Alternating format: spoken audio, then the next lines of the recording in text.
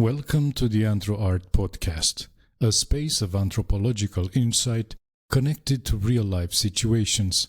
Here we explore topics on social inequality and inclusion, sustainability, and the social self. We aim to bring a more nuanced understanding of our world and its challenges, but also inspiration and ideas on how to solve them together. We hope you enjoy it. An ethnography of disappearing forests, on power, politics, and scapegoats in a village of Argeș County, Romania. A text written by Ștefan Dorondel for AnthroArt, read by Daniel Popa. The first night I arrived in Dragomirești, Argeș County, I heard the roar of the chainsaws running continuously in the forests surrounding the village. When I asked the host I was going to stay with for the next 6 months who was cutting down trees in the forest at night, they answered, "It's the Rudari from Costești." When I had written my field research proposal, which I later presented before the entire teaching staff of the Institute for Economics and Social Sciences at Humboldt University, Berlin, as required there, Rudari did not feature as a variable in my research on the exploitation of natural resources in rural Romania. After panicking at first, as I knew very little about this population, I went on with my research and included this ethnic group in it. Among the salient characteristics of the Rudari group is that they refuse to be assimilated with the larger ethnic group of Roma, traditionally self-identifying as wood carvers. This specific group lived on the periphery of a third village, which was administratively part of the commune of Dragomirești, close to the edge of the forested area. Hated by the Romanian majority population on account that they were the ones cutting down the forests, socially marginalized and excluded from land and forest restitutions, Rudari made, as we will see further, the perfect scapegoats. Located at 800 meters above sea level on the hill slopes that overlook Argeș River, the village had a long history in forest exploitation, with forested land accounting for 2,553 hectares, while arable land for only 306 hectares along the river bank. Under laws number 18 of 2019 and number 1 of 2000, the forest was restituted to its former owners or their heirs. Rudari were excluded from the post-1989 property restitution process because none among them had owned any forested land before 1945, despite the fact that their entire economic culture was based on crafting various wooden objects, from peasant furniture to brooms, forks, woven baskets, and kitchen utensils and dishes. Over the next months after my arrival in the village, I spent many hours among Rudari trying to explain that I was neither a journalist in search of scoops nor an undercover cop, but a PhD candidate at a foreign university who wanted to understand their long-term relationship with the forest. Researching illegal forest exploitation is not easy, wherever you might attempt it. By building trust via small gifts, frequent invitations to have a drink and a chat, and most of all convincing them that I wasn't there to report to others what was happening in their community, I was finally allowed to make interviews, to observe the relationships inside the community, as well as their relationships with the local authorities, the most important among these being the mayor, the police officer, and the forest ranger. They were surprised when I asked them to pinpoint the places where they go to cut down trees on a transparent sheet placed on top of the satellite image of the entire village, the forested areas included. This way, I learned that the Romanian and Rudari villagers use different names for the same parts of the forest. The Romanian owners of forested land with whom I had used the same research method would refer to the topography or the name of a villager who used to own that part of forest a few centuries back maybe, while Rudari would use incidents that had happened to them while cutting wood in the forest to refer the same places. political mechanisms, local bureaucrats, and scapegoats. After being in the village for 2 months uninterruptedly, during which I talked to all the local officials, the forest owners, and other locals, it became obvious that one of the leitmotifs of the Romanian population's hostile attitude towards Rudari was the illegal logging on private forested land. The following 3 short episodes will show that Rudari are indeed cutting down the forests owned by Romanians, but this is by no means the whole picture. The ones who have the most economic and political benefits are local employees of the Romanian state, i.e. employees of the mayor's office, police officers, and the forest ranger.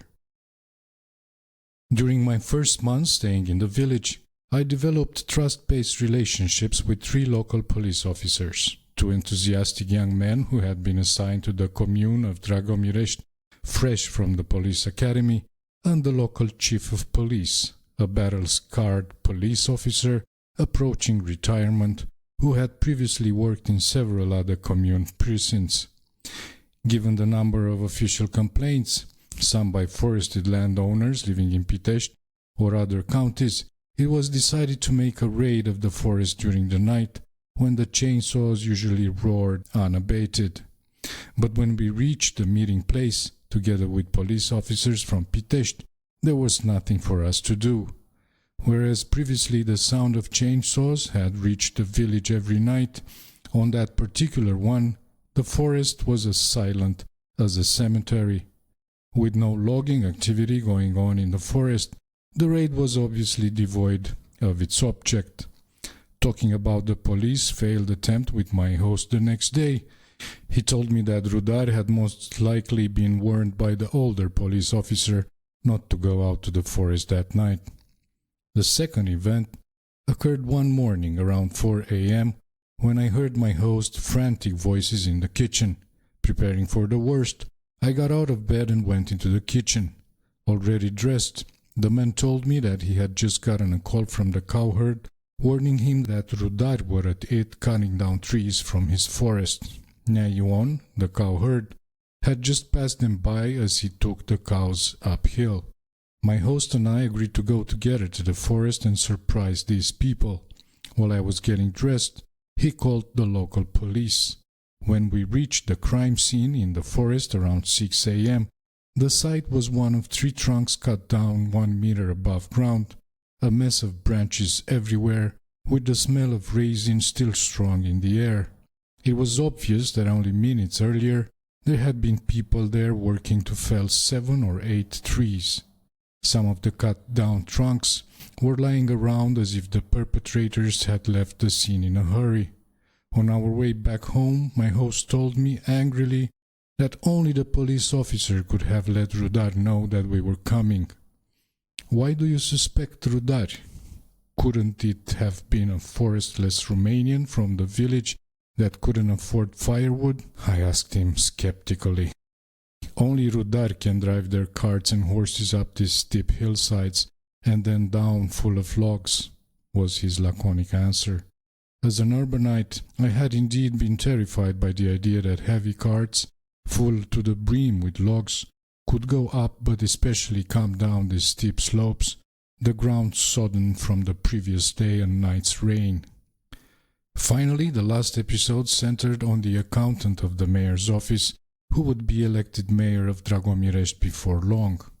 A respected mathematician working for one of the Romanian Academy's institutes in Bucharest, and heir of a wealthy family of interbellum Dragomirești, took the necessary steps to have his 10 hectares of forest, nationalized by the former socialist regime, restituted under Law No. 1 of 2000. A few visits to Dragomirești and to the mayor's office, but also the accountant of the mayor's office himself, convinced him that he had to hurry to sell the forest before Rudari would have a chance to cut it down. He agreed to sell it over to the company that the accountant had suggested, and the company agreed to transfer part of the sale price quickly. But before the company could start logging, the forest fell under the chainsaws of Rudari, who lived in the area, and in only a few weeks was gone. When the logging company arrived, The only evidence left that there was once a forest, there were the stumps. After a while, the complaint filed by the mathematician in Bucharest paid off. The accountant who, as it turned out, had sent his Rudari godchildren to cut down these trees was charged. By then, he had become mayor of Dragomirești. Both employees of the mayor's office and other government officials that I spoke to told me the same thing. The then accountant, now mayor, got greedy. You don't mess with an educated person who has so many strong connections to Bucharest officials. The first questions that came to mind on hearing these stories was, how on earth do you work in the forest at night and manage to fell trees along a blurry border without ever cutting down one tree in the state-owned part of the forest? However well one might know the forest, it is nearly impossible to tell where the state-owned forest begins and the privately owned forest ends. The two areas are separated by an imaginary border, marked here and there by a red dot painted on a tree. Both satellite imagery and participative maps show the logging pattern where only the private forest had been cut down, while the state-owned one had been left untouched.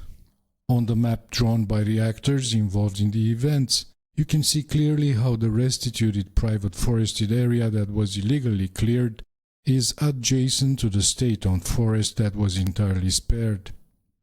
This is explained by what anthropologists call a patron-client relationship between local bureaucrats and Rudari.